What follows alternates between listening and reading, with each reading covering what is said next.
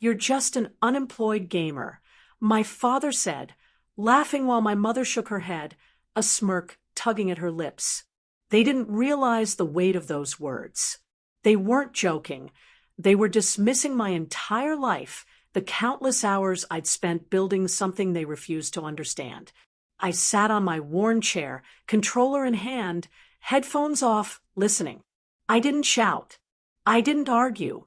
I just let them speak, their voices dripping with the certainty that I was wasting my potential. "You need a real job," Mom added. "Something respectable. Not this fantasy of yours." I looked at them calmly. "I'm working," I said, "just differently than you expect." Their laughter grew. "Working? Really? Sitting there all day playing games? That's your work." I stayed quiet. For years, they had mocked every choice I made. Every decision outside their understanding became a target, and yet I never gave up. I learned, practiced, built skills, and connected with people who saw value where they saw none. That night, I shut off my console, packed my laptop and notes, and stepped into a world they refused to recognize. A world where passion was currency and skill could be more valuable than any 9-to-5 paycheck. I walked out of the house with a quiet confidence. Mockery had been their weapon, but I was learning patience and persistence. One day, the tables would turn, and they would see the truth, not in words, but in results. I didn't know how long it would take, but I knew one thing: I wouldn't stop, and I wouldn't look back. The first few months after I left the house were the hardest. I had nothing but a small laptop, a worn-out desk, and a resolve that refused to let their words define me. While my parents laughed and mocked, calling me a gamer without prospects, I was quietly building a life they couldn't even imagine. I started streaming, not just casually, but strategically. I studied the market, learned content creation, and invested time in improving my skills, both in the games I played and in the way I communicated with my audience.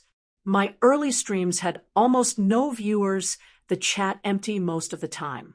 But I didn't quit. I recorded tutorials, analyzed trends, and connected with small online communities who appreciated my dedication. Money was scarce at first. I survived on instant noodles and secondhand equipment, living in a tiny studio that barely fit my essentials.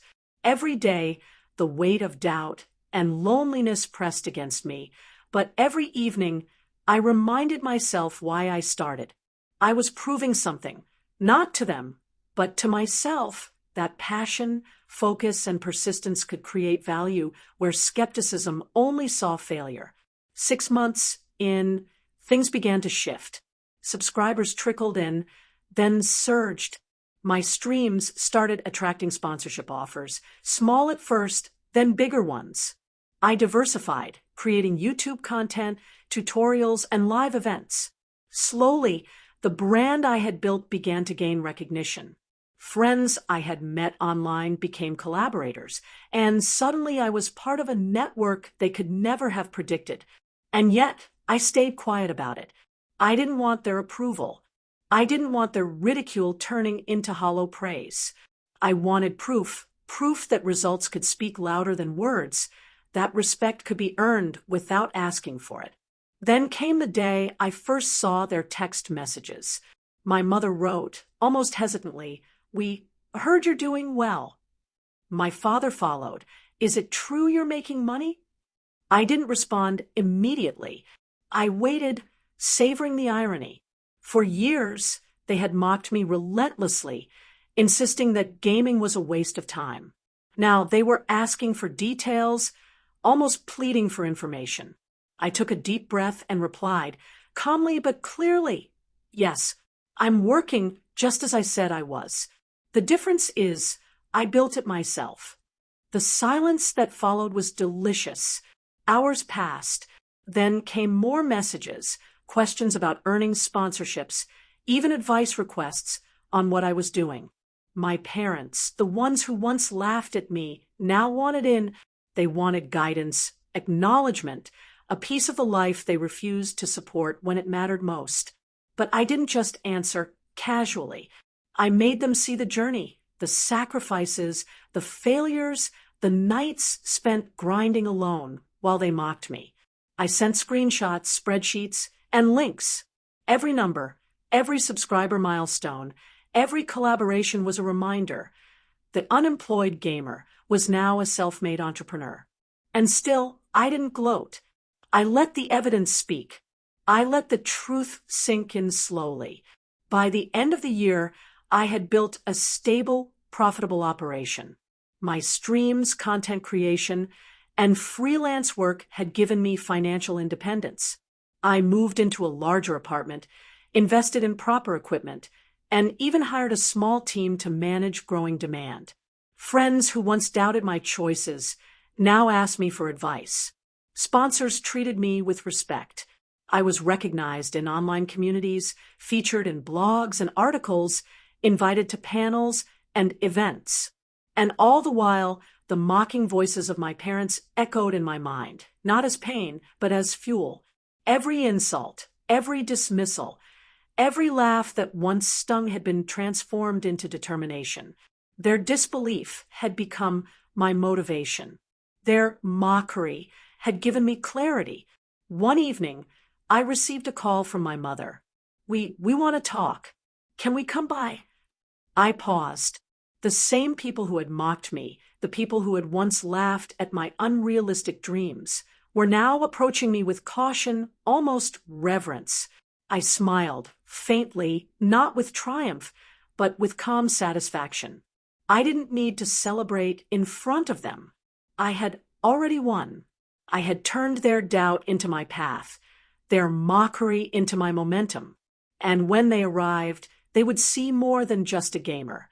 They would see someone who had built a life from nothing, someone who had transformed ridicule into respect, and someone who had learned that real success doesn't require approval. Because by the time they came begging, I had already claimed my victory quietly, confidently, and on my own terms. Months after I left, they showed up at my door. My parents, the ones who once mocked me, laughed at my dreams, called me just an unemployed gamer, stood awkwardly, unsure, as if entering a world they no longer recognized. "We heard about your work," Mom said, her voice soft, uncertain. Dad's jaw was tight, but his eyes betrayed the same mixture of pride and regret. "We were wrong," he admitted, finally. I didn't shout. I didn't boast. I let them see the life I had built, the streams, the followers, the collaborations, the financial independence. Each achievement was a quiet testament. I had succeeded on my terms, without their approval, without their guidance, without their belief.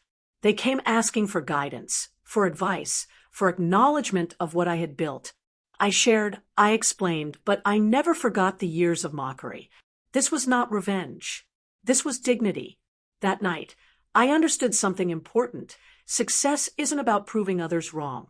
It's about proving to yourself that your vision matters, that persistence, discipline, and self-belief can turn ridicule into triumph. When they left, I stood by the door, snow falling softly outside, and smiled.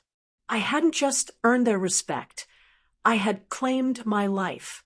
And that victory, built from my patience and determination, was mine forever.